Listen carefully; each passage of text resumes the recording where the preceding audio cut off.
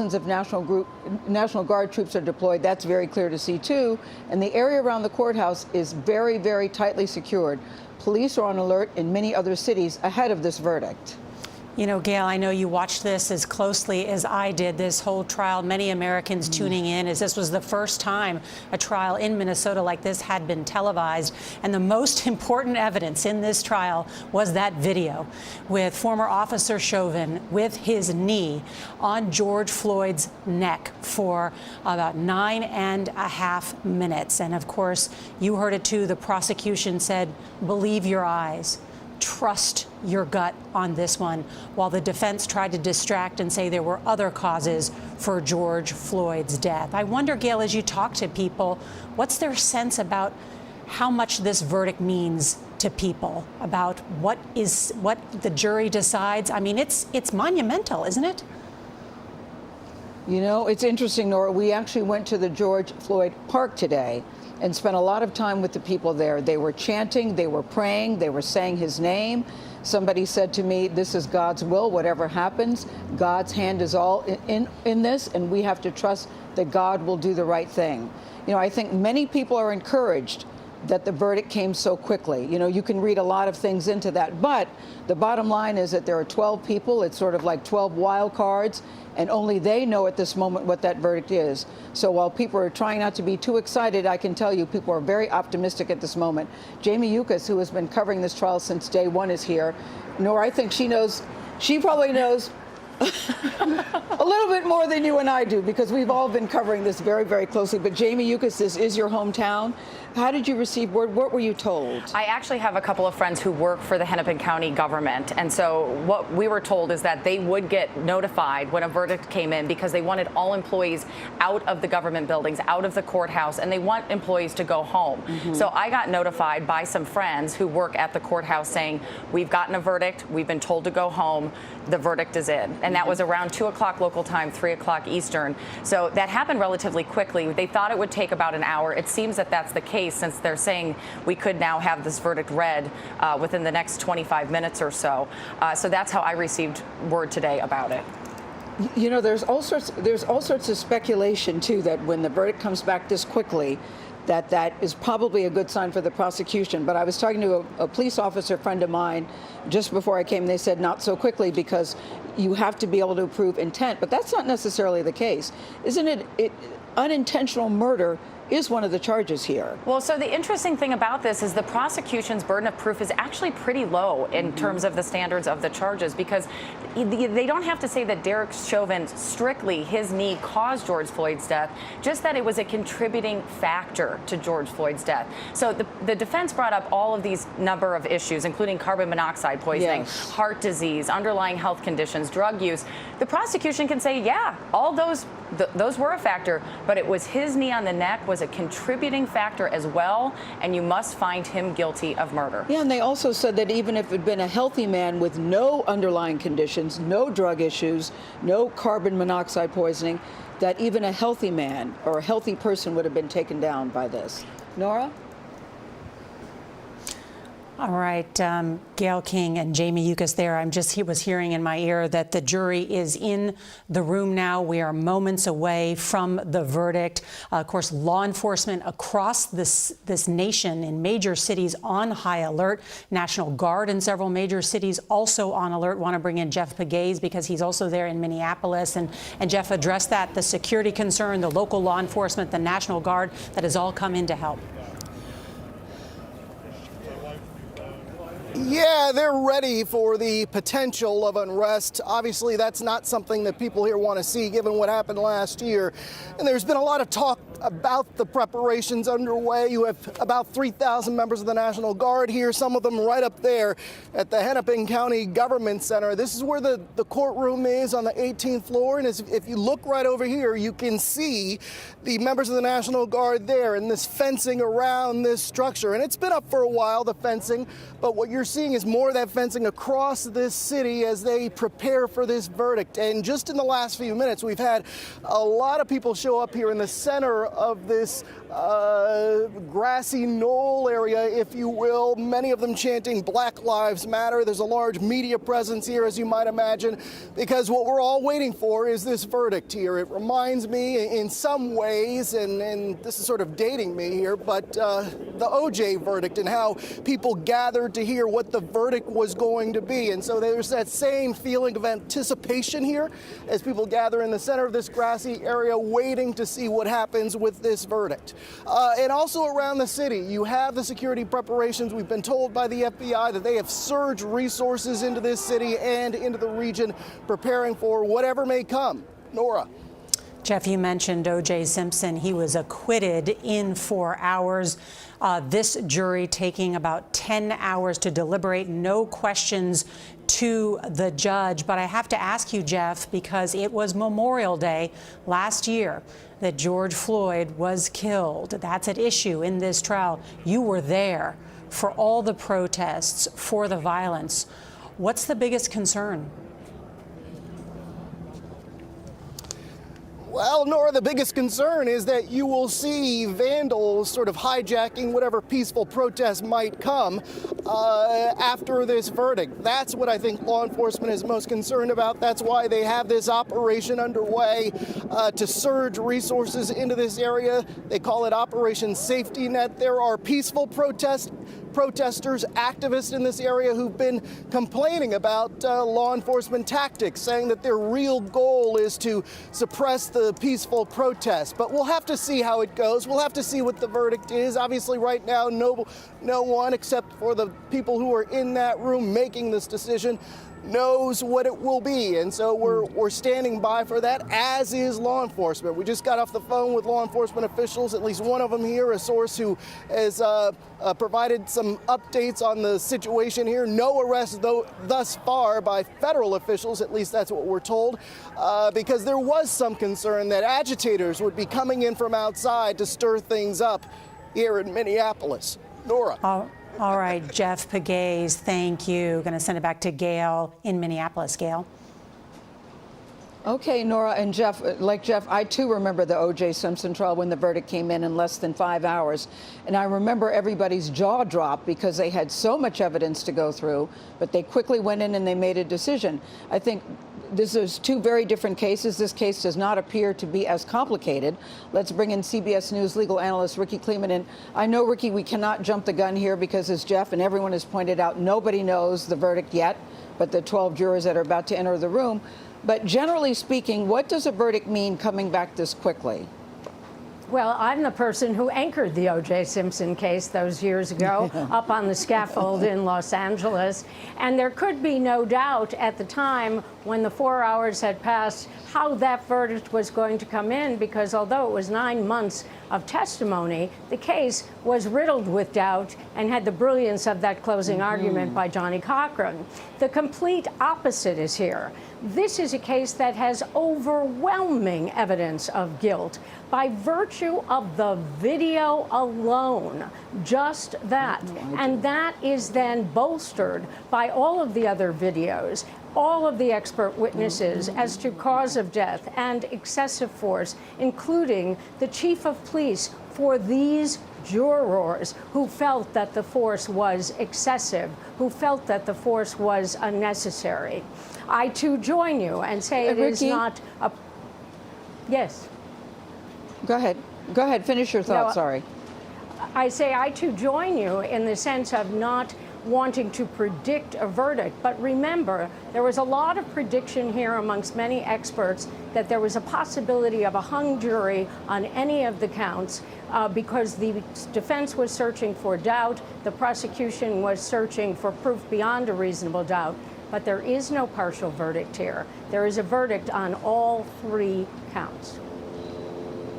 And Ricky, what does it say to you, if anything, that the jurors didn't ask not one question? I think that one of the things that happened here, which does not happen often, is that they had access within the jury deliberation room to video, which is very, very rare. And the fact that these jurors, we know from the pool reporters, took copious notes. And they took copious notes particularly on the expert witnesses for both sides. So you're dealing with a jury that was very prepared by their own note-taking and their own observations to be able to sift through the evidence and come to a conclusion of proof beyond a reasonable doubt for the government or an acquittal. And it just seems that in this time period alone, with this amount of evidence, that they went to a conclusion methodically. They had enough time to do it, but to be able to still reach a speedy verdict. All right, Ricky Kleeman, thank you very much. And Gail, we should also note that President Joe Biden today asked about this. He has spoken with the Floyd family, saying that he believes the evidence in the case is overwhelming. He said the family is calling for peace and tranquility no matter what the verdict is. That's according to the President of the United States. He also said, I'm praying the verdict is the right verdict in his words.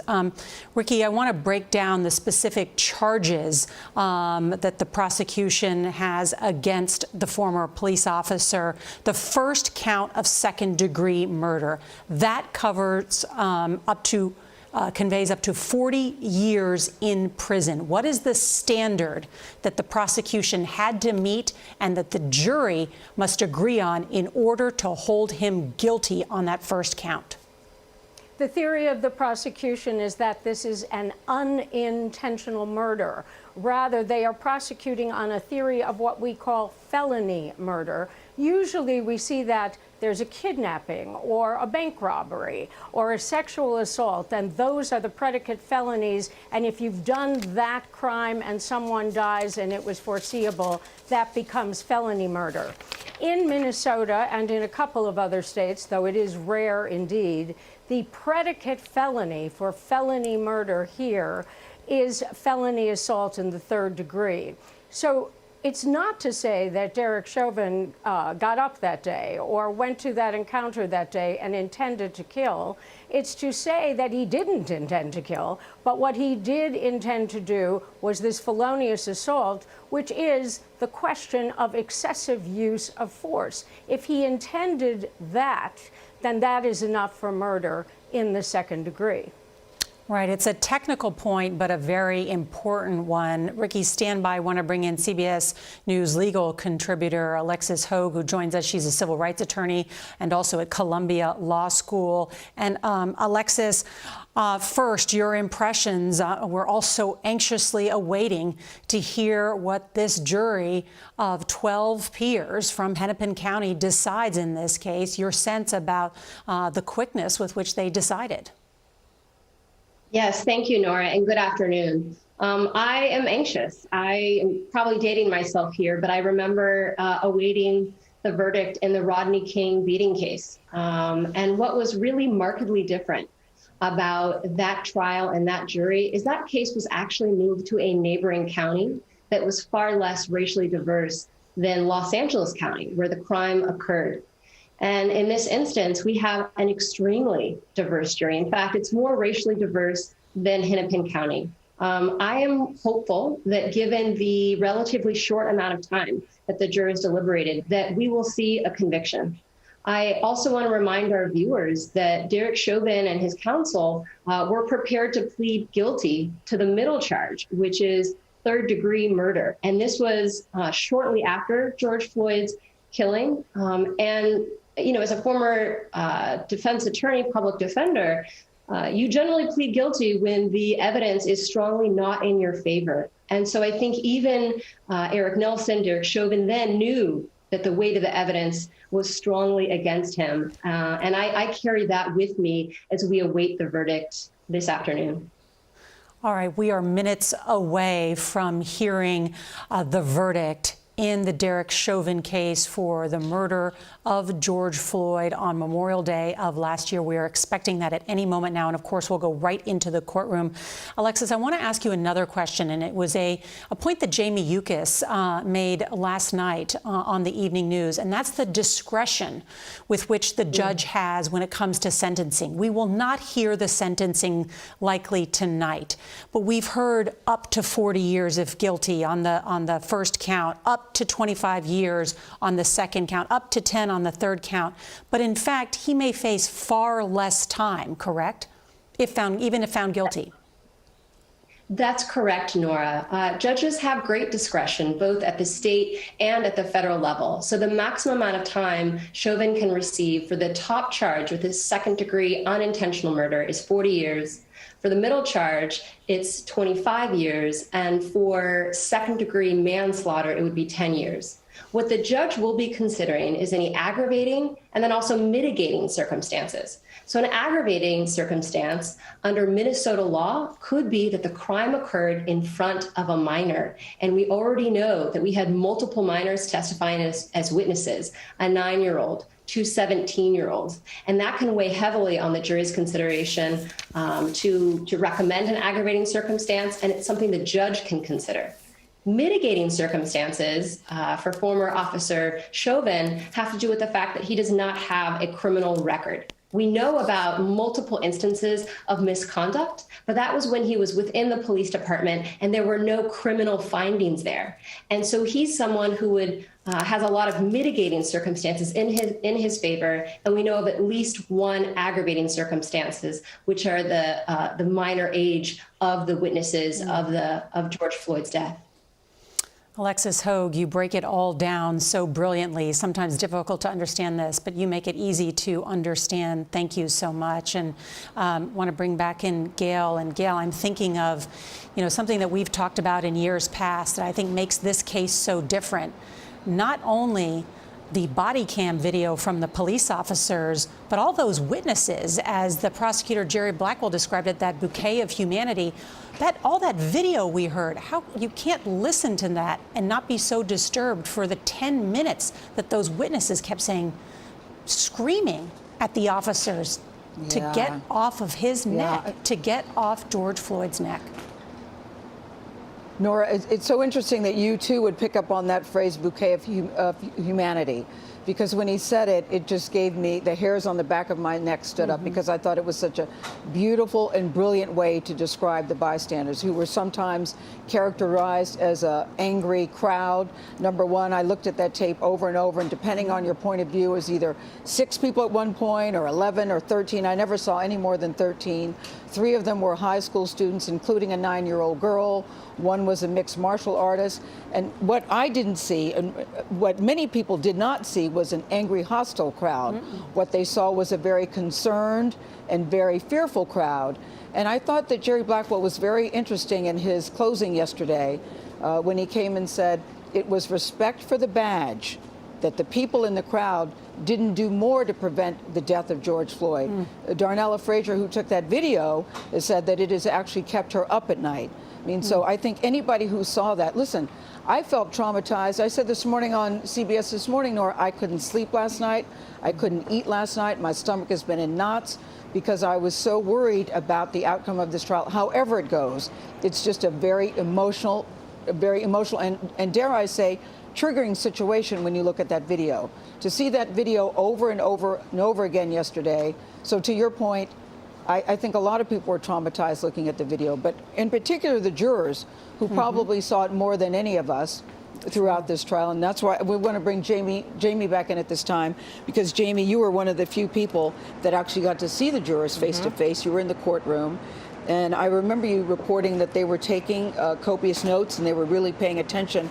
What can you tell us about the makeup of the jury? They are a very engaged jury. They're also a very diverse jury. So you have a makeup where 6 consider themselves black or people of color and 6 white, which is interesting here in Hennepin County because this county is 80% Caucasian. So this is a very diverse jury for this area. I went back through my notes and I saw that there's a chemist, a nurse, an auditor, a grandmother. This is a very, well-rounded jury in terms of the places that they come from. And the questions questions they were asked too, Jamie, about how do they feel about the Black Lives Matter movement. Right. They had to fill out all sorts of questions about their biases and what they were feeling about this particular case. And one has a family member who's a police officer, another has a friend who's a canine officer. So when you talk about unconscious bias, some people may say, I only side with the police, whereas others, maybe some of the people of color, will say, I only want to side with George Floyd because I've been in his situation before. So that's why the judge, as you recall, in his instruction said to eliminate your unconscious bias and really look at the facts of this case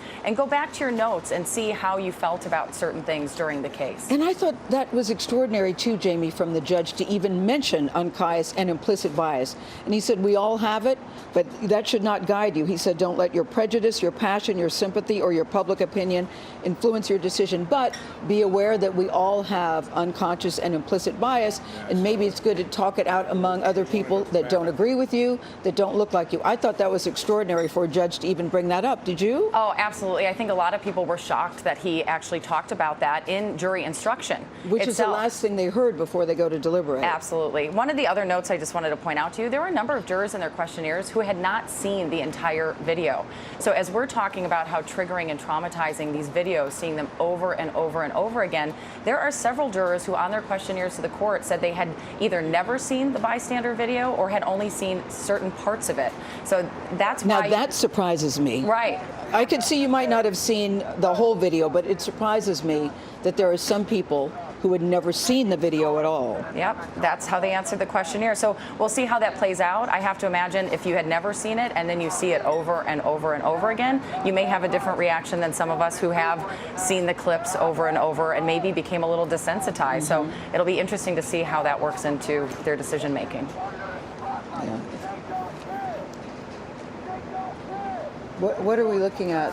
I think this is, Gail, if I just got some text from some friends. This is outside the government center. I have a couple of friends who are there who have been texting me saying that it's almost become a crowd like you would see if the Twins won the World Series. Obviously, the Minnesota Twins are the baseball team. We're just a few blocks from there. That this quickly the crowd has gathered together, and that people seem to be almost excited that they think that this is a verdict that will be guilty, but that the crowd seems hopeful and they're gathering as almost kind of a celebratory act. So I think we're hearing they've gathered so quickly in such a large number, Jim. That's what people are saying is that they can't believe how quickly this has come together, and even some of my friends who are at work apparently left and are down there right now. So you know, this is in downtown Minneapolis. A lot of people, even with COVID, have been coming downtown to go to work, and so people now filling the streets.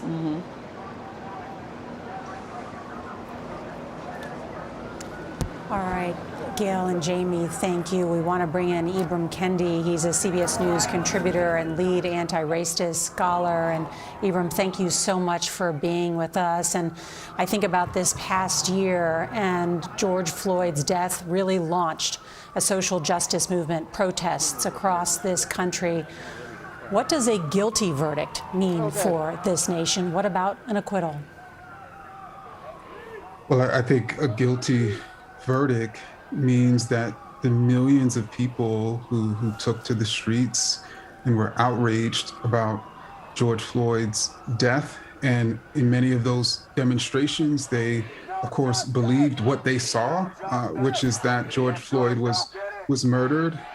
You know, that they would be affirmed, but I think a guilty verdict hopefully will also allow people like me who do not feel that if something happens to me, even in an extreme case in which it's obviously the case that I was not to blame, I would still be blamed for my own death. And there's this long history of Black folks dying at the hands of police and being blamed for their own deaths. And I think if there is an acquittal, I think the rage, I think the outrage, I think the confusion, I think the hurt and the pain really of centuries will show itself. And I think people are looking for at least one case, at least one time when the lives of Black people are held up in value in this country. Ibram and I was just talking to Gail about this. we would be in a much different place if there wasn't all of the video evidence that exists today. You know, that bystanders, that bouquet of humanity can each stand there and act as recorders of history, you know, to journal exactly what's happening, to take us all to that very moment and essentially push our own unconscious bias away from us, because when you see stuff with your own eyes, it can present a very different picture. And I think that, I wonder if your sense about how that has changed so much and what still needs to change. I think it certainly has changed for some Americans who wanted to deny the stories that people who had been victimized or violated or killed or brutalized by the police, who wanted to not believe them, who wanted to believe the police story, when you can see the video evidence, when you can see George Floyd crying out for his life, crying out for his mother, crying out to breathe. It's hard to imagine that he is to blame. And I think obviously other cases, you know, similarly as well. And so, but I think we need to reach a point in this nation where we can believe the person who died, when we can believe the witnesses who witnessed that person die at the hands of police without video evidence. Gail. Ibram, hi, it's Gail in Minneapolis. I know that you followed this trial too, and other than the videotape, which everybody agrees was egregious and very, very difficult to watch, was there any particular testimony that stood out to you, that touched you?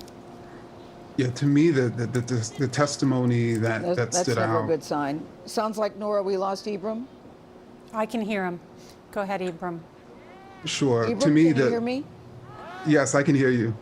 To me, the testimony that stood out was the testimony I can see of Ibram, but I cannot hear him. I don't think he can hear me. was the testimony of the lung doctor, and when he was able to document precisely, He seems to be potentially when George Floyd died, when he was able to speak precisely about how he was breathing, when he was breathing. I mean, you know, there were many testimonies, but I think his testimony, for me, was the most touching and was the most decisive. It's an excellent point, Ibram Kendi. I know you'll stay with us. Want to bring back in Jeff Pegues, because he is among the crowd there in Minneapolis and has covered this story from the very beginning. Jeff, give us a sense of the mood. Well, Nora, the size of this crowd here behind me, it's really growing by the second, it seems. About half an hour or 45 minutes ago, there was really no one here. There was a lot of media, don't get me wrong, but we didn't see a lot of protesters. Now, we see a larger group of protesters, demonstrators, whatever you want to call them.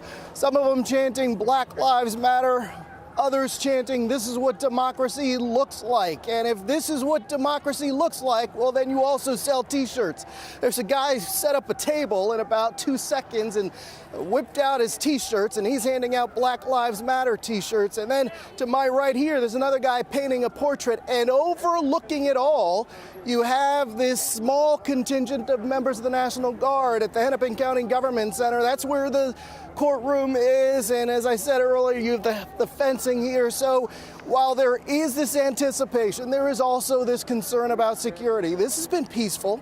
This has been peaceful so far, but of course officials are concerned that there could be agitators who see this as an opportunity, something else that I mentioned earlier. But the reality is we have a growing crowd of people here waiting for this verdict. The word was getting out that perhaps it would have happened by now, and so you have people showing up trying to share in this moment. As I said, the crowd is getting bigger, maybe a few hundred people, nothing more than that at this time. And if I look around, you know, I pointed to the National Guard, but I don't see any police officers, that's for sure. Perhaps they are on the periphery of this protest. That's typically the way they do things these days when it comes to demonstrations like this. They try not to get involved too early to stir things up. They try to, you know, stay back, give people an opportunity to express their views. Nora. Jeff, I want to ask you about the role that social media plays in bringing out both peaceful and non-peaceful protesters.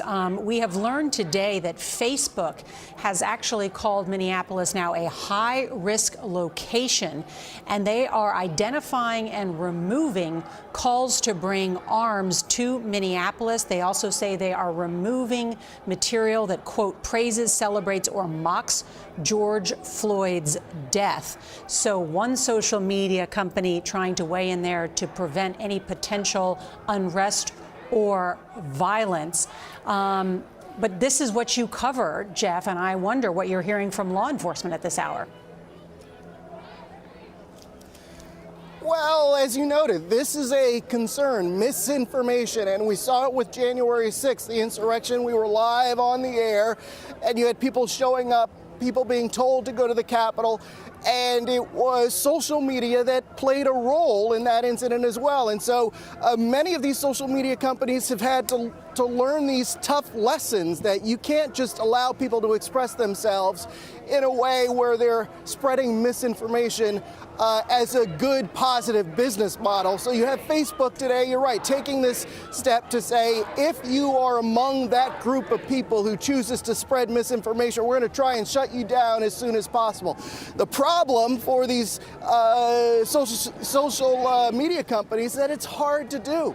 You know, in fact, we've been looking at this issue for social medias for social media companies for years. Jeff. You know, first with their first when it came to fighting terrorist organizations. Jeff, let's go back stand to by. you, Nora. I apologize, Jeff. Let's listen now into Judge Cahill inside the courtroom.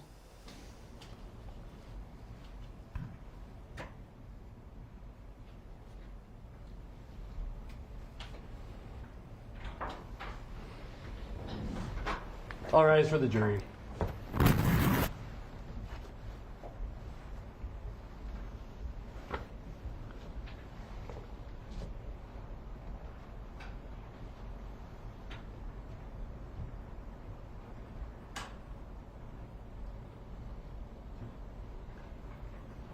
All right, please be seated. Members of the jury, I understand you have a verdict.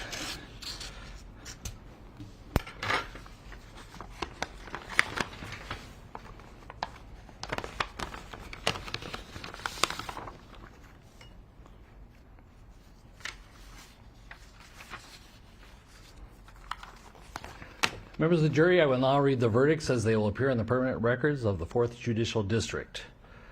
State of Minnesota, County of Hennepin, District Court, 4th Judicial District. State of Minnesota Plaintiff versus Derek Michael Chauvin, Defendant. Verdict, Count 1. Court File Number 27, CR 20-12646.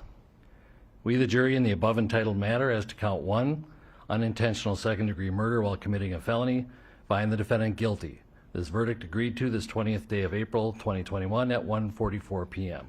Signed, juror foreperson, juror number 19.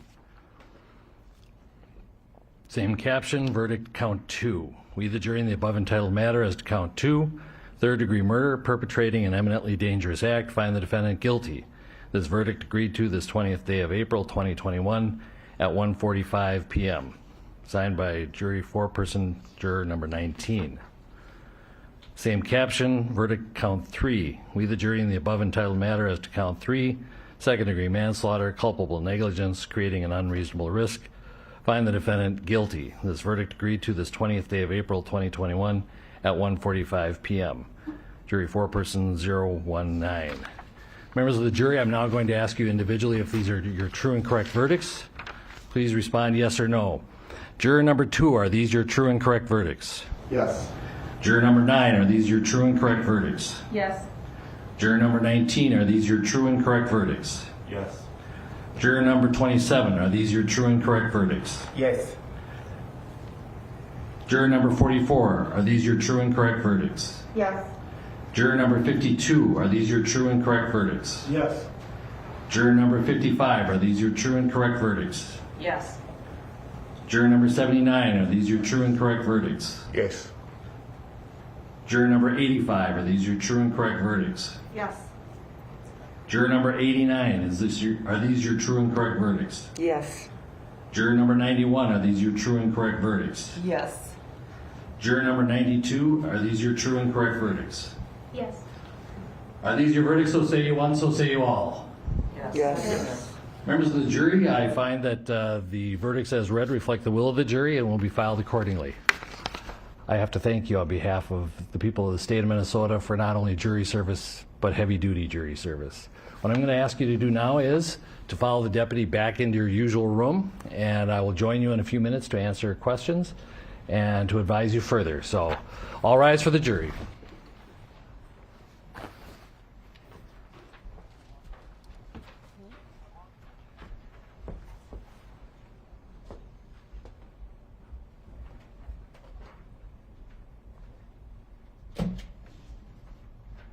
All right, be seated.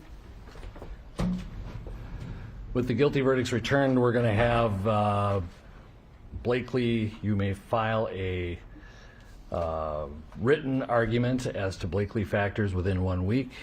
The court will issue findings on the Blakely factors, the factual findings, 1 week after that. We'll order a PSI immediately returnable in 4 weeks. And we will also have a briefing on, after you get the PSI, 6 weeks from now, and then 8 weeks from now, we will have sentencing. We'll get you the exact dates in a scheduling order. Is there a motion on behalf of the state? Your Honor, the state would move to have the court revoke the defendant's bail and remand him into custody pending sentencing. Bail is revoked, bond is discharged, and the defendant is remanded to the custody of the Hennepin County Sheriff. Anything further? All All right. Thank you.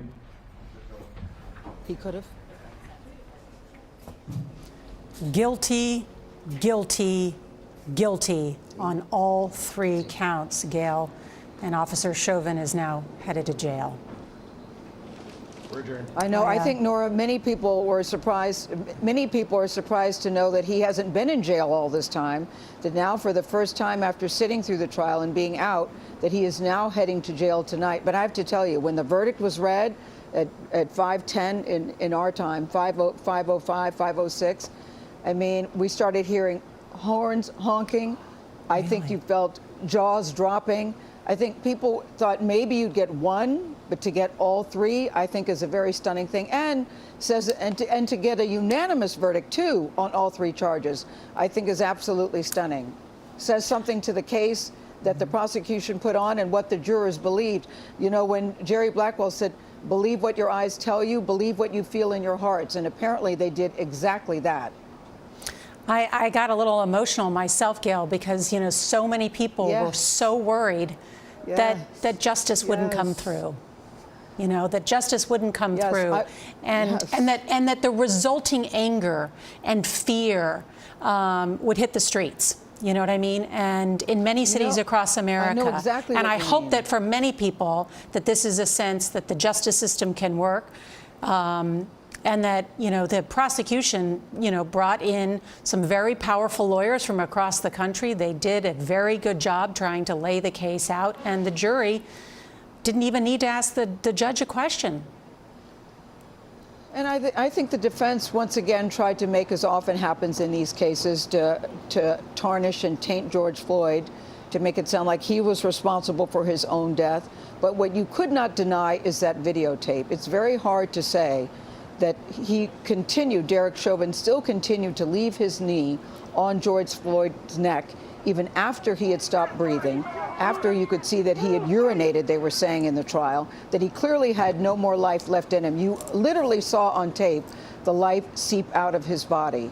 And I think that, you know, you're right. A lot of people were very afraid because we've been this way before, where you did not see a conviction where you expected to see it. In Rodney King, for example, in the Eric Garner case. I mean, you know, in Trayvon Martin's death with George Zimmerman, even though he was not a police officer. You know, people have been let down and disappointed so many times that I've heard one friend of mine say it's almost dangerous to hope. And I do think that maybe this will restore some faith in the justice system that was really badly needed. Gail, on that very point, Nora, because can I say one more thing, Nora? Yes. Nora, can I say one more thing? When I was out at the George Floyd Park today, you know, as I said, I talked to many people out there, and they said it's going to be one of two things. It's going to be a celebration when this verdict comes in, or it's going to be a re-mourning. And I think they're very glad right now that they don't have a re-mourning. And George Floyd Square, we should say, is the area where George Floyd was killed. That area has been closed down. You can't drive through there. It's become a memorial. It actually is a very sacred space. I got very choked up when I was there today, and you could see the part as you're looking at it now. You could see the part where George Floyd lost his life. And I said to several of the people who were running this by volunteers, when do you think that this street will be open? When will you take this down? And she said, when we get justice. And I said, what does justice look like? And she said, conviction on all 3 counts. And I left there today saying, yeah, but that's not going to happen. I mean, that just seemed so unlikely. And less than 2 hours later, she is now seeing conviction on all 3 counts. I can't imagine what they're feeling out there at this moment. Well, actually, yes, I can imagine how they're feeling out there at this moment. I take that back. I take that back. And you can hear it now. The horns are honking here right behind us in downtown Minneapolis. I think a sense of relief, but also a sense this never should have happened. You know, I was there as well, Yes, Gail, out in very June of last year, and many people asked me to describe it, and I said, you know, that the crowd that came to memorialize George Floyd was multi-generational. It was multiracial. It was people of everyone was disturbed. The protests that were launched across America also were multi-generational, largely youth, but of course many people disturbed across this nation about what had happened to George Floyd, and then felt the need to march in protest about police brutality in this case. And Gail, you brought up, and I think Ibram brought this up as well, that the testimony of the pulmonologist, Dr. Chauvin, and so I just went back and checked. He testified that Chauvin's knee stayed on Floyd's neck for 3 minutes and 27 seconds after Floyd took his last breath. That was so, and we all remember that, just like, and you heard the crowd chanting, stop, stop. And I think that must have weighed so heavily, certainly with viewers, but also the jury there, that this was excessive and intentional. And now they have found him guilty on all 3 charges. And we can hear the celebration there in Minneapolis by many people cheering the jury for this verdict. Nora, you know what else I thought was interesting about Dr. Chauvin's testimony, which, by the way, you know, he was not a paid expert witness. You know, he is somebody who has written a book on this topic about breathing and respiration. So he was considered one of the premier experts in this field, and said that he felt that he had something to contribute to this case. But one of the things he said that stood out to me was, he said the pressure that was exerted on George Floyd that day was like having one of your lungs removed surgically. Just think about that for a second. And it showed how George Floyd was literally gasping for his life with his knuckles, trying to touch the tire of the police car to try to do anything to get that last gasp of air that, unfortunately, as we know, never came. It was extraordinary. Extraordinary. And as the tapes and video itself showed, he said, I can't breathe 25 times. We should bring in Jeff Pegues, who is talking to people in the crowd. And Jeff, tell us what you're hearing. He'd been white, it was a no-brainer. Well, these 2 ladies who joined me here at the government center here of Hennepin County, they were here when the crowd roared. When you heard the verdict, what did you think? You're a local activist here. What did you think about the verdict? I felt relieved. I felt relieved that he was found guilty on all 3 counts. And now I'm ready for all the rest of the police that have murdered black men and women to be found guilty on all charges of murder. But did you have doubts that you would see this day, even though you, like the rest of the world, saw that videotape? Yes. I didn't have doubts that he was guilty. I had doubts in terms of white supremacy, and white supremacy saying that no matter if you're white, you can get away with murder as long as it's a person that is black. Well, what in your history has informed your opinion over the years? All you have to do is read about the history of black people since we've been in America, since 1619. Year after year after year, we have never been treated like citizens. We've always been treated like slaves. And some say that we've been treated like second-class citizens. But for the most part, citizens has not been part of the equation when it comes to black people. And in Minneapolis, as I have a long history in terms of dealing with the police in Minneapolis, and the police in Minneapolis 15 years ago jumped on my son, and now we fast forward to 2021, and you take a person like me and we say, oh, I'm relieved that they didn't kill my son, they just beat him. We shouldn't have to do that. That's not what you do to citizens.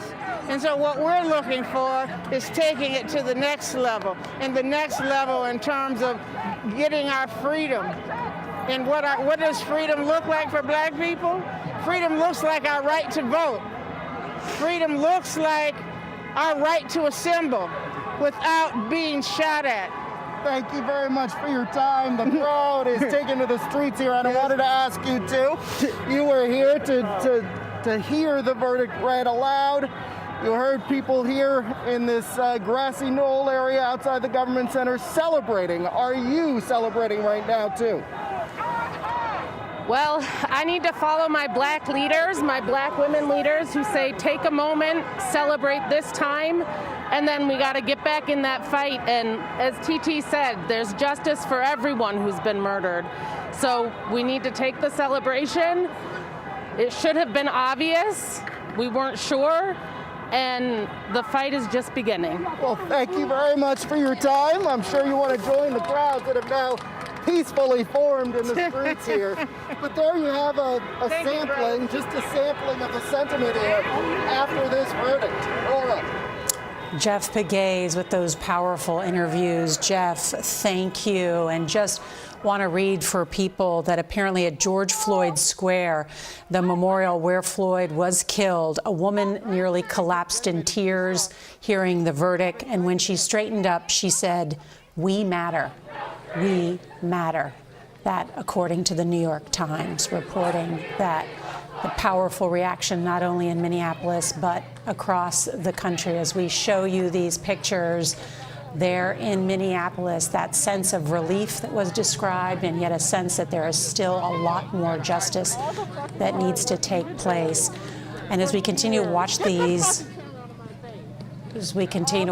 pictures, let's bring in CBS News legal analyst Ricky Kleeman. And Ricky, the sense of relief for so many as Derek Chauvin guilty on all three counts. I want to ask you now about sentencing.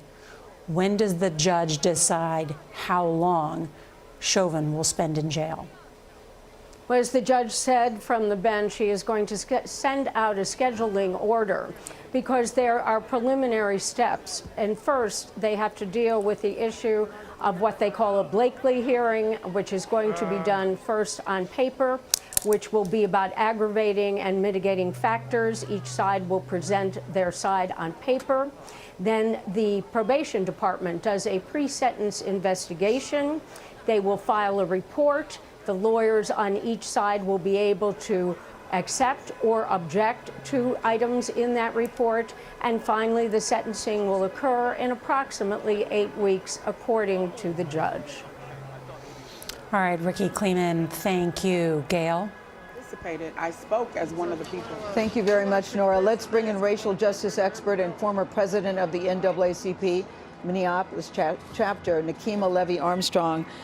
We're so glad that you're here today because you know this case very, very well. What's your reaction to found guilty on all three charges? I am so relieved, Gail, and I know that our community is relieved, as well as people around the nation and around the world. The black community has been on edge since this trial began. And now it feels like we can breathe. Did you think this was possible? I thought that it was possible because of the power of God. That's the only way that it's possible in such a broken system. Well, you know, I have to say this has been quite a journey for you personally. I remember when Chief Arredondo testified at the trial that he got a call from a community member about, did you see what your police officer did to that man? Who was that community member? I was. That was you. Yes. So he heard about it for the first time from your phone call. Yes, and I heard about it from a woman named Ashley Canones, whose husband had been killed by the police. She Facebook, she tagged me on Facebook to say that MPD had choked someone and choked the life out of them. And I looked online, I didn't see anything, so I called the chief, and he said, no, someone died in custody as a result of a medical issue. That's what the chief believed. That's what the chief believed. That's what his officers had told him. And I said, did you see video of the incident? He had not said, seen the no. video. He said, I passed it along to the Bureau of Criminal Apprehension. I said, you need to see some video immediately. Because in the beginning, there were no charges against Derek Chauvin, right? Right. None. There were no charges initially, and so what happened after that, the chief saw the bystander video that we all watched, that Darnella Frazier captured. Yes. And then he met with African-American city leaders at 7 a.m. the next morning at City Hall, along with the mayor, the FBI, and the Bureau of Criminal Apprehension. We demanded that all 4 officers be fired. The chief took a few hours to think about it, and then he held a press conference saying he would fire those officers. I was one of the people who spoke at that press conference. I applauded the chief and said, now we need charges against all 4 officers, and the black community leaders affirmed that statement, and then we began to apply pressure. So what does it say to you, Nakeem, about the power of videotape and the power of speaking up? I think without Darnella Frazier's video, yes, this wouldn't have happened. MPD would have been able to sweep the murder of George Floyd under the rug, because you can manipulate body camera footage in terms of how it's analyzed, but we know what we saw on that bystander video. That made a huge difference. And in terms of the power of the people, we have to understand that we can change the world, even if it is a small group. There was a small group of us constantly applying the pressure. We pressured the governor to use his executive authority to remove the case from the Hennepin County attorney, who traditionally protects killer cops, and he put it into the hands of the Attorney General, Keith Ellison, who then was able to elevate the charges from 3rd-degree murder to 2nd-degree murder. Because that wasn't even a charge in the beginning. No. Yeah. The Hennepin County attorney tried to secretly agree to a 3rd-degree murder plea agreement with Derek Chauvin for him to serve 10 years in federal prison. But Attorney General William Barr said no, because he thought that the community would feel that the case was being swept under the rug. What does this mean for black people in this state? Listen, even the governor, and both the governor and the lieutenant governor have come out and said, I think, some pretty eye-opening statements about how people of color are treated in this state. I'm glad that they're saying that. Now they need to do something about it. We have repeatedly gone to Governor Tim Walz to ask him to be a champion for police reform bills. We have 8 bills currently pending at the legislature, and there has been little to no movement on those bills. He has not shown any real leadership around transforming police. And we said the same energy you brought to COVID relief, you need to bring to police reform and ensuring a robust system of accountability, because black people are dying, Native people are dying, Hmong people are dying under your watch. What can you say, Nakeem, about the prosecution's case? You know, I thought they put on a very strong case from the very beginning. You know, research has shown that 80% of the jurors make up their mind after the opening arguments. I don't know if that's true. The closing arguments were also very strong. What can you tell us about the prosecutors in this case and what you think about the job that they did? Well, one of the things that's interesting about this case is that once it was transferred from the Hennepin County attorney to the Attorney General's office, he had the power to appoint special prosecutors. So that prosecution team that we witnessed, that stellar prosecution team, are some of the best attorneys from Minnesota and around the country. That wouldn't have happened if the case had stayed with the Hennepin County attorney. The attorney that gave the opening statement, Jerry Blackwell, is a well-known civil litigator who has his own firm. He used to be the president of our Black Bar Association, and he was phenomenal all throughout the trial. His close was very strong as well. Absolutely, and I felt that he took this case personally. in terms of standing up for the dignity of George Floyd and for his humanity and communicating that to those 12 jurors. Yeah, there was one line, he had several actually, but there was one line that stood out to me when he said, you know, at one point the defense tried to say that George Floyd died because of an enlarged heart. He said, no, George Floyd didn't die because of an enlarged heart. He died because his heart was too small. Because Derek Chauvin's heart was too small. Yes. Did that stand out to you? What is that? The subway? What is that? Our Metro Transit train. Yeah. Every time it goes by, I'm like, what is happening? But that happens all the time. That runs through here. Okay. But I thought that Jerry Blackwell did an outstanding job of using catchphrases that would stick in the minds of the jury, as well as the global audience that had an opportunity to watch this trial. This was a rare opportunity to see a prosecution of a police officer, which we know they rarely happen anyway in the United States. The other thing that I thought was made in the prosecution closing, where he said, this case is Minnesota against, it's not against Minnesota and the police department. He said, this case is against Minnesota and Derek Chauvin. We think that a police officer policing is a noble profession, and we are not trying to indict the police. That this isn't about bad policing. This is about good. This is not anti-police. This is very pro-police. Do you think that was a very important point to make, and do you agree with that?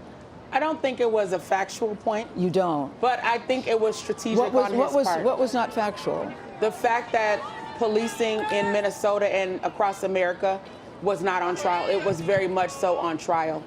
Derek Chauvin is not just a bad apple. He is a part of a rotten system, and he is the fruit that has been produced from that rotten system. If Derek Chauvin had been held accountable earlier in his career, when he accumulated over a dozen complaints against him and had been involved in other deadly force incidences. None of which the jury heard, by the way. Exactly. George Floyd might still be alive today. And so the system failed George Floyd and so many other victims. So they are very much responsible for what happened. Although, of course, they had members of the jury who had close ties to law enforcement. They had members of the jury who perhaps have not had negative experiences with law enforcement. And so they wanted to give those jurors an out to say, you can hold this one cop accountable and still trust in policing. Now, for many black people, we scoffed at that notion, but I understood strategically why they did it, and clearly it was effective. It also seems to me that you still have more work to do, Ms. Nekema. Well, this is a celebratory day for you, but listen, I just met you 2 minutes ago. And I can already tell you're saying there is still more work to be done here. But right now, you're saying celebration is in order. We have to celebrate. The jury did the right thing, in your opinion. They absolutely did the right thing, and I'm eternally grateful that they could see through tears the propaganda. In your eyes. Yes, I just began to weep as the verdict was being read. It was tears of joy, tears of relief, and just really feeling like I could breathe. Yes. I didn't sleep last night either. I didn't, yes, I understand. Thank you, Nekema. Thank Nora? you. Thank you, Nekema, and thank you, Gail. I want to bring in criminal defense attorney Joe Tamburino, who joins us. And Joe, we know that former officer Derek Chauvin's bail has been revoked. He has been remanded to the custody of the Hennepin County Sheriff. He awaits sentencing. What steps do you think happen next?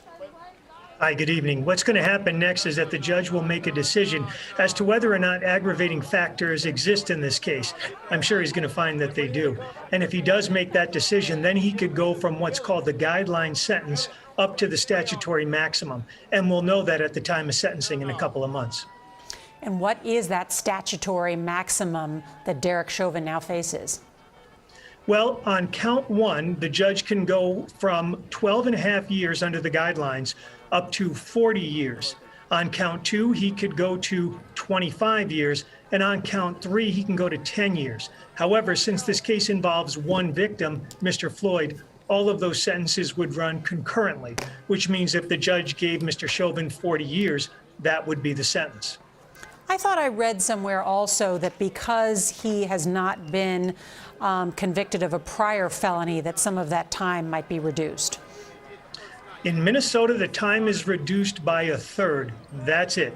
So if you get, say, a 12-year sentence, you will serve 11 years. We have very determinate sentencing. There's no parole board.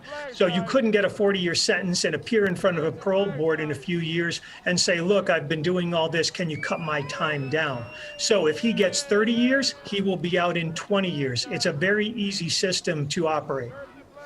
And Joe, while many people in Minneapolis celebrate the guilty verdict of Derek Chauvin, we should note there are still 3 more trials for the other officers involved, correct?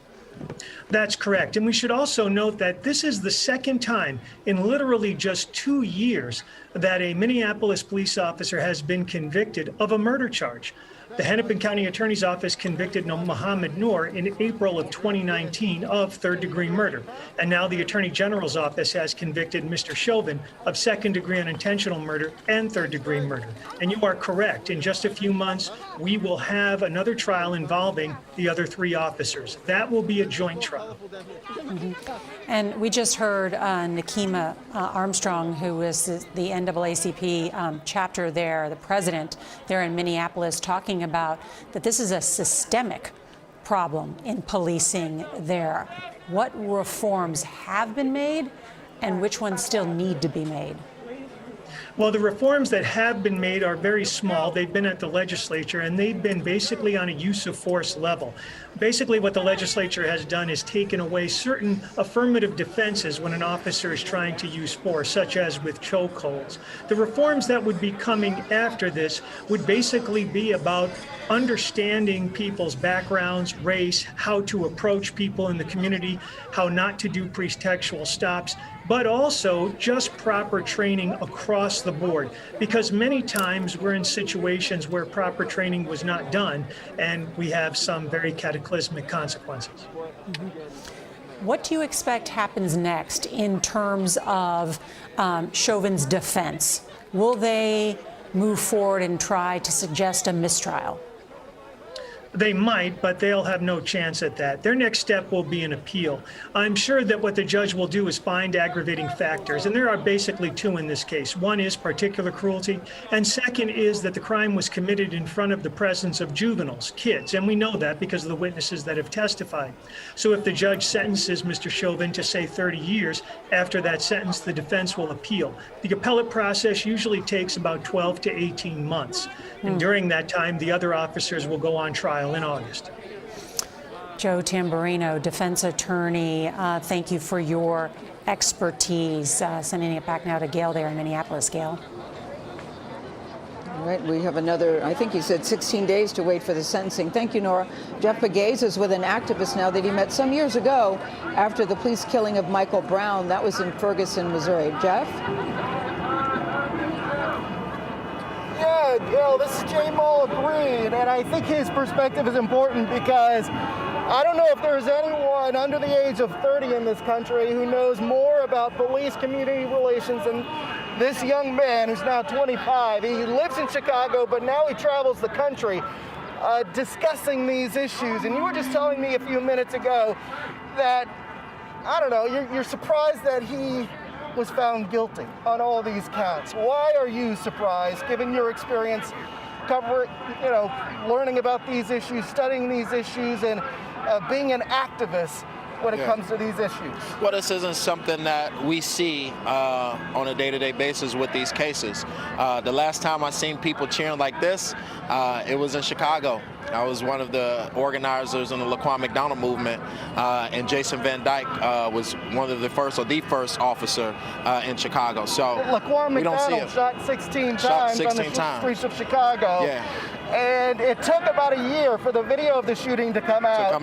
Yep. And that's when the unrest, if you will, began, and the calls for change began as well. Yep, he's one of the first officers in Illinois to be held accountable. So to see this as one of the first officers in Minnesota, I'm happy, I'm shocked, but we need to continue holding officers accountable. But we need real legislative change in this country and really look at how we can move the needle, because this can't keep happening. This cannot be our reality each and every day, bracing for videos and bracing for if a jury or judge is going to find an officer guilty. You know, I think a lot of people, when they hear the celebrations, when they hear some of the statements made about Derek Chauvin, they think that, or they jump to the conclusion that this is about community versus cops. Right. That's not what this is about if you talk to Jamal Green, because he has family members who are police officers. Right. We've talked in the past about how it's mostly about weeding the bad cops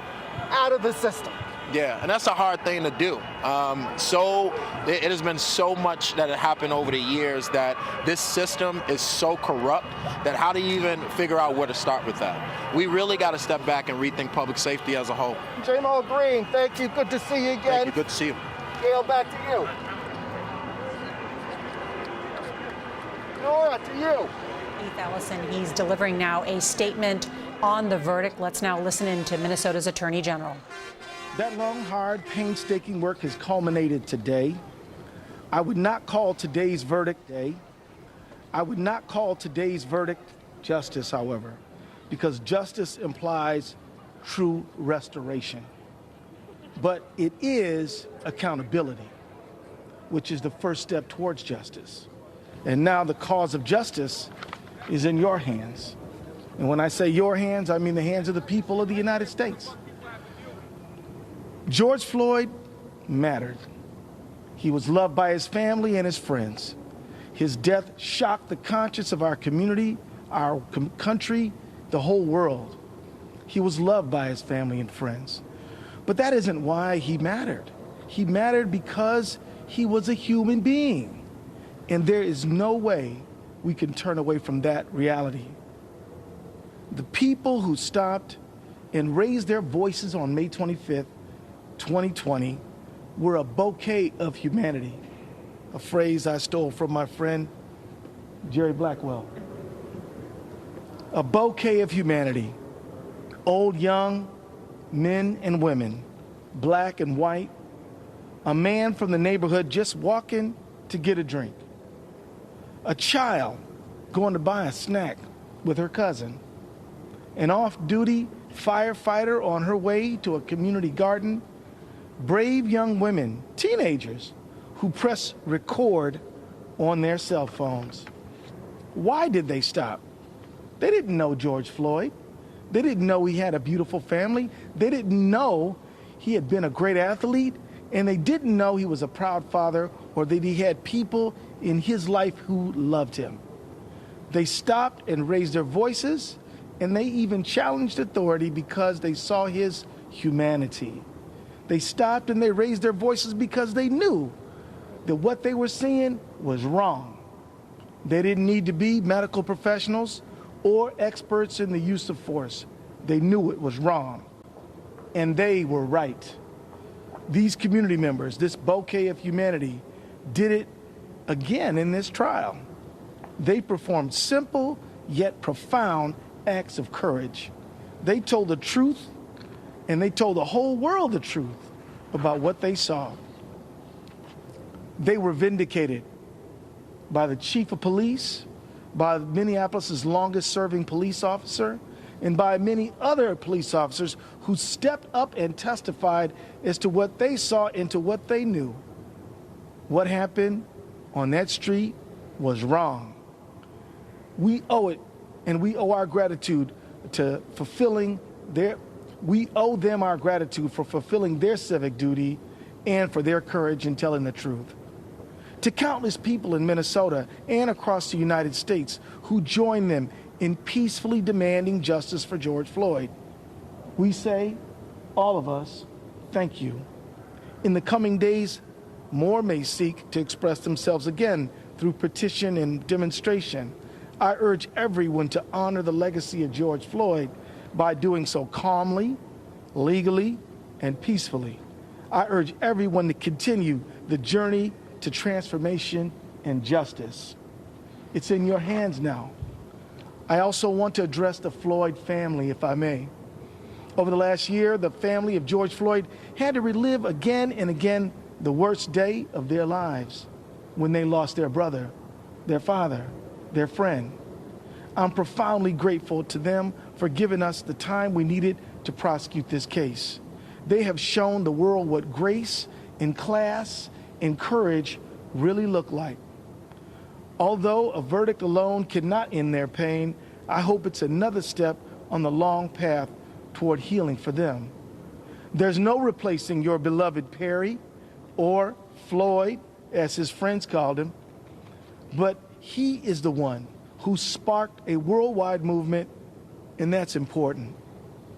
We owe our thanks to the men and women of the jury who gave many hours of their time and attention to carefully listening to the evidence, weighing the facts, rendering a verdict.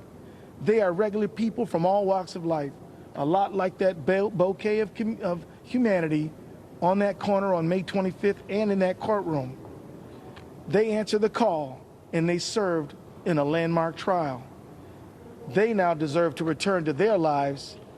If they ask you to respect their privacy, we ask you to honor that request.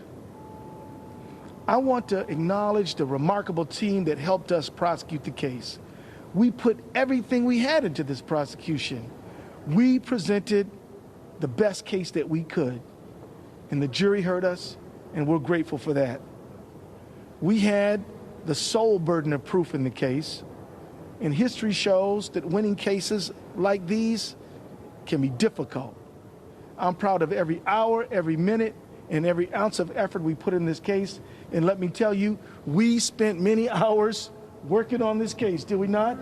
We, week after week, committee meeting after committee meeting, this team never let up and it never quit. We fought every day, and we did it together. The Attorney General's office together with the Hennepin County Attorney's office. Thank you, sir. And we did it together.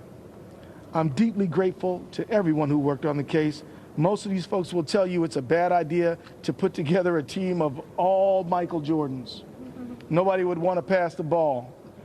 This team, that was their true strength, is sharing the load, passing the ball, understanding that all of us together are smarter than any one of us alone. And that worked. Although the verdict has been rendered, this is not the end. In the coming weeks, the court will determine sentencing, and later this summer, we expect to present another case. We will not be talking about that. This verdict reminds us how hard it is to make enduring change. And I just want to finish by sharing some important historical legacy, if you allow me. In 1968, the Kerner Commission was formed to investigate the causes of uprisings across major American cities.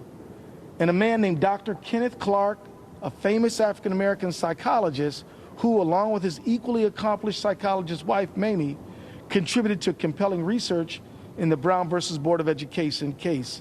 And Dr. Clark testified at the Kerner Commission. And I want to quote you what he said.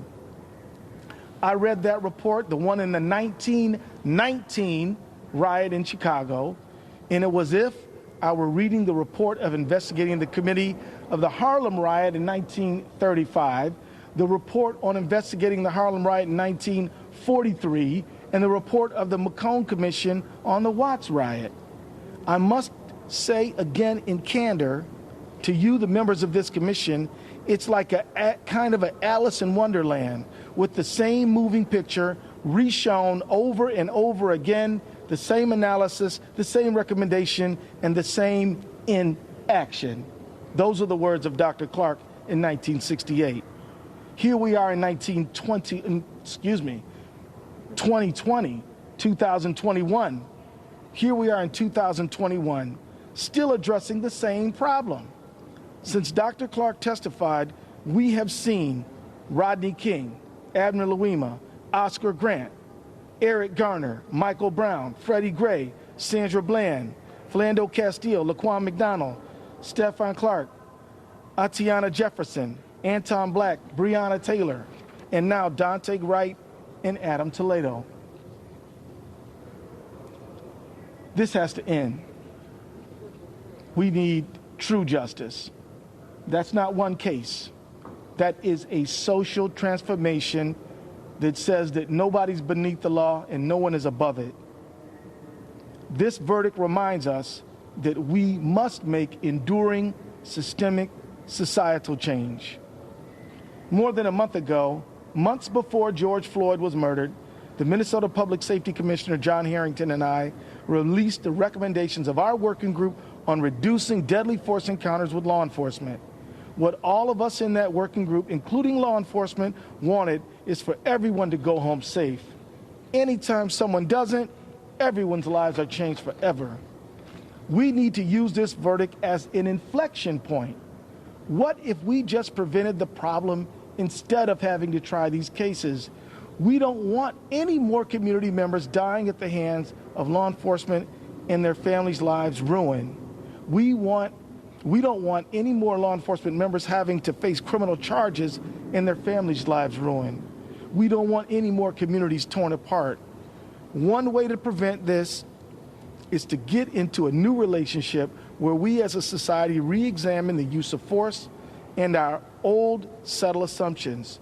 I'm so proud of Chief Arredondo and the Minneapolis police officers who by their testimony said enough is enough. And another way to prevent it is by acknowledging and lifting up everyone's humanity, helping communities heal, and officers be well. Another way to prevent it is with accountability. Passing laws and instituting policies and training is important, but they must be more than words on paper, and there must be accountability for violating them. With this verdict, we have brought some accountability. Finally, this verdict demands us to never give up the hope that we can make enduring change. Generations of people said slavery would never end. Generations said Jim Crow would never end. Generations said women would never be equal to men. Generations said if you were different in any way, you could never be a full and equal member of our society. Today, we have to end this travesty of recurring, enduring deaths at the hands of law enforcement. Those beliefs are things we have to focus our attention on. And as I now do close, I just want to say to you, the work of our generation is to put unaccountable law enforcement behind us. It's time to transform the relationship between community and the people who are sworn to protect them from one that is mistrustful, suspicious, and in some cases terrifying, into one that is empathetic, compassionate, and affirming. That will benefit everyone, including police officers who deserve to serve in a profession that is honored, in departments where they don't have to worry about colleagues who don't follow the rules. Now that work is in your hands. The work of our generation is to put an end to the vestiges of Jim Crow and the centuries of trauma and finally put an end to racism. We can end it. It doesn't have to be with us into the future if we decide now to have true liberty and justice for all. The work of our generation is to say goodbye to old practices that don't serve us anymore and to put them all behind us. One conviction, even one like this one can create a powerful new opening to shed old practices and reset relationships. So with that, I just want to say that I do hope that people step forward and understand that nobody can do everything, but everybody can do something. You can do something the way like everyday people like Donald Williams and Genevieve Hanson and Christopher Martin and Charles McMillan and all those teenagers and young people stepped up and did something. You can do things like help pass the George Floyd Justice and Accountability Act. It's in your hands. Let's get the work done. And now I'd like to invite my friend and partner in justice, Michael Freeman, Hennepin County Attorney.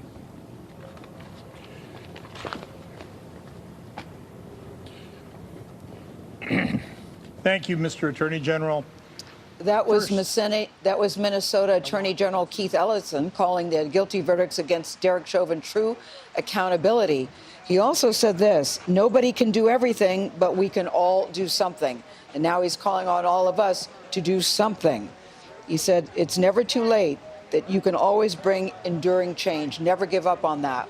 We want to bring in Ibram Kendi. He's a CBS News contributor and lead anti-racist scholar. Ibram, I thought it was interesting what Attorney General Ellison said. He said, we did not get justice yet, but we did get accountability, and now let's get to work on getting the justice. What did you make of that? I'm glad he pointed that out, because certainly one case does not solve, all problems, but it certainly is holding Derek Chauvin accountable for murdering George Floyd, and hopefully it will cause other police officers to think twice before they engage in lethal force. He talked about the 1968 Kerner Commission that Dr. Kenneth Clark contributed to, that we are still addressing the same problem back then in 1968. We are still dealing with those same problems of racial injustice in 2021, Ibram.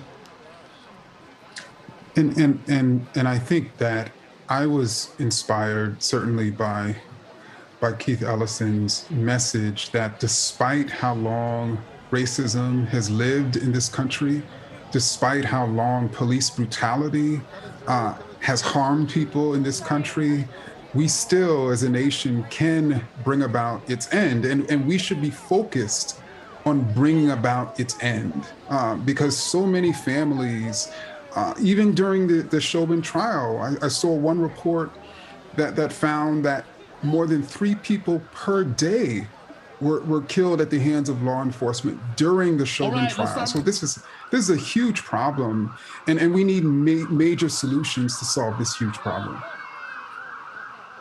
Yeah, I realize I took Keith Ellison's point. There is still so much work to be done, but I think we should just take a moment and really talk about how difficult it is to get not 1, not 2, but 3 convictions in this particular case against a police officer, former police officer. That just does not happen. So shouldn't there be some way of celebrating and acknowledging, and for people to savor that victory at this particular time? I do think that is the case. And Gail, I can tell you that when he was found guilty on all 3 charges, as somebody who studied the long history of racism in this country, as someone who has chronicled the history of police brutality, in this country, I was shocked. I was surprised, because I know how rare, it is. Even with the tape, there's been other extremely well-documented cases of police brutality and violence in which the officer was not held accountable. So I was shocked. And so I'm hoping that we can get to a point in this nation where none of us are shocked when an officer is held accountable. Yeah, it's interesting. I think a lot of people were happy and shocked, but the bigger question is, what can we do to make sure we don't get to this point again? Thank you very much, Ibram Kendi. Thank you. Nora? Thank you. Gil, thank you. And we should update. We are learning that President Biden and Vice President Harris have called the Floyd family after the guilty verdict. The Floyd family attorney, Benjamin Crump, tweeting out thank you to POTUS and Vice President for your support, and then saying we hope we can count on you for the police reform we need in America. Let's bring in Michael Eric Dyson, a distinguished university professor of African American Studies at Vanderbilt University, and he joins us. And Michael, so good to see you. And it was interesting to hear Minnesota's Attorney General Keith Ellison say, this is not just about justice, it's about instead accountability. This is finally an instance of accountability. No, it's great to see you as well, Nora. And it is extremely important to talk about the distinction between accountability. Holding a police person who has acted and misbehaved in such a heinous fashion that he deprived a human being of life with callous disregard for that man's life. In my book that I just wrote about Long Time Coming, Reckoning with Race in America, I have an entire chapter on George Floyd, speaking about George Floyd and the way in which the knee of Derek Chauvin bore mercilessly into the neck of George Floyd, which was a metaphor for how so often the dominant culture has bore its knee into the necks of black people. And when we die, when we perish, when there is a loss of life, I think Attorney General Ellison is correct. This is not justice, because justice would be the full restoration of that man's life, and we know that is impossible to occur. Justice would be preventing this lethal possibility of occurring in the first place, and preventing cops through a system that supports their acts of terror to engage in behavior without being held to account. So accountability is critical. Justice will be when we have a potential in this society to prevent this kind of thing from happening routinely and ever to African American, to Latino, and anybody for that matter who's a citizen in this nation. You know, the Attorney General is saying we need societal transformation, enduring societal systemic change. That can't be achieved just through the justice system. It has to be achieved legislatively, not only in Congress, but the type of police reform that takes years and years to pass. Are you more hopeful, given what's happened after the past year? Hopeful, yes, not optimistic at all. You know, Reinhold Niebuhr, the great theologian, made a distinction between optimism and hope. Optimism is a shallow virtue. You put your finger in the air to determine which way the wind is blowing. Hope says, even against the evidence, you manifest the ability to believe, to imagine, to conjure a future possibility where justice will prevail. So in that sense, I'm extremely hopeful. But we live in a society where 43 state legislatures right now are preparing bills, about 100 or 200 bills, that try to reject the possibility of black people and others voting. The temper of the times is set against progressive realization of the goals and aspirations of the civil rights movement and of fundamental justice for black people in this nation. So we have a pitched battle ahead of us, not impossible to win, but difficult to win. So we've got to get together and make certain that we galvanize the potential of resistance that is afoot in this country now to make sure that we can make that justice come into a reality. And as you said, Nora, it's not simply about police reform. It's about systems. It's about ways of thought. It's about worldviews. It's about perspectives. It's about deeply ingrained, deeply entrenched bias. It's about unconscious bigotry. All these things have to be addressed if we are to have real justice and real change and transformation in this culture. All right, Michael Eric Dyson, always good to have you. Thank you. A programming note that some of you will be leaving us for your local news. For the rest of you, our coverage continues here on CBS News as we continue to cover the reaction in the streets of Minneapolis, and we're waiting to hear from the family of George Floyd and their reaction. They've been speaking with the president and vice president, but we are expecting to hear from them. Gail? Thanks, Nora.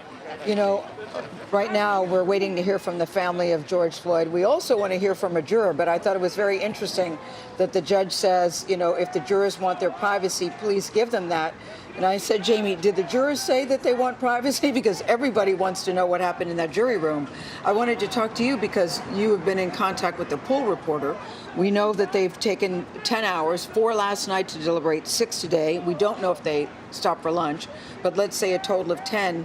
And Derek Chauvin gave no reaction whatsoever when the verdict was read, about 4:06 here in Minneapolis, 5:06 on the East Coast.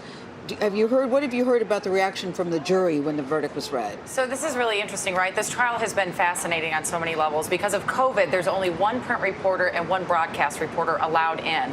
And that's what was allowed in during the reading of the verdict. So the pool reporter who was in there says that when the verdict was read, the jury was almost silent. There was no reaction from any of the members of the jury, which is really interesting because as we've been talking about, when I was inside the courtroom, I noticed all these little moments with the jurors of how intense they were on writing their notes, how engaged they were at looking at the witnesses and looking at the attorneys in the courtroom. These were very animated jurors who really were engaged and then sat silent as the verdict was read. So it almost sounds like they made a decision amongst themselves. We're going to go out. We're going to sit in our seats. We're not going to show anything. I would just think as a defendant, you're just looking for any signs as they're walking in the room to see, do they make eye contact? What does that mean? And you said nothing. Well, nothing. what's been interesting about this case too, Gail, and the reason a lot of people talked about Derek Chauvin taking his mask off when his defense closing arguments began is because of COVID again, everyone's wearing a mask. So it's easier to hide your emotions, right, and hide your humanity behind that a little bit because all you're getting are the eye your little eyes movements sticking out. Yeah, absolutely. I'm also curious about inside the courtroom because I kept hearing that there were, as you said, just the print and the broadcast, but for the Derek Chauvin and the George Floyd family, each could have one person in the courtroom. And I have heard that every day there was someone in there for the Floyd family. Absolutely. And I heard for the first couple of weeks at least, there was nobody there for Derek Chauvin. Yeah, Did you hear that too? Yes, and it was interesting because the day I was there and inside the courtroom, an older white woman showed up.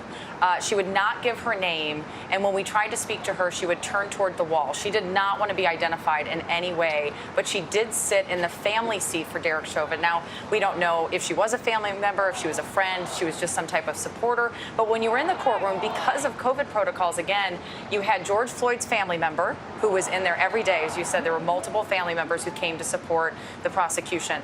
Then you would have a deputy. And then for the last few days of this trial, you had someone in Derek Chauvin's support seat. But it was very jarring to look over, and they're just feet apart from each other. So the social distancing was happening, but it was jarring because, you know, in a normal courtroom, this side is this side, that side is that side, and it's pretty clear who's on what side. These two are in one corner of the room together with a deputy in between. I was fascinated too by Derek Chauvin because he spent the whole time writing something. Do you know, I mean, he was nonstop writing. Do you happen to know what he was writing, what he was doing? So where I sat, Eric Nelson was directly in front of me. His attorney, yes. His attorney, the defense. And then Derek Chauvin was just to the left. I don't have the best eyesight. I put on my glasses to see what he was doing. It seemed like he was writing cursive sentences or writing very quickly handwritten notes to himself. He was writing. I was seeing, was he doodling? What was he doing? I talked to a number of attorneys in town who told me that this can be a defense tactic because if they feel that their client isn't going to come off in the best manner to the jury, that this is a way to get him engaged in writing notes and looking like he's doing something else. So he's not being intense to the jury members. He's not making eye contact with them or any of the witnesses. Okay, Jamie, I'm going to have to cut you off for a second because we see George Floyd's family is about to speak. They're represented by civil rights attorney Benjamin Crump. It looks like, I think I saw Al Sharpton in that shot as well. They're standing at the podium.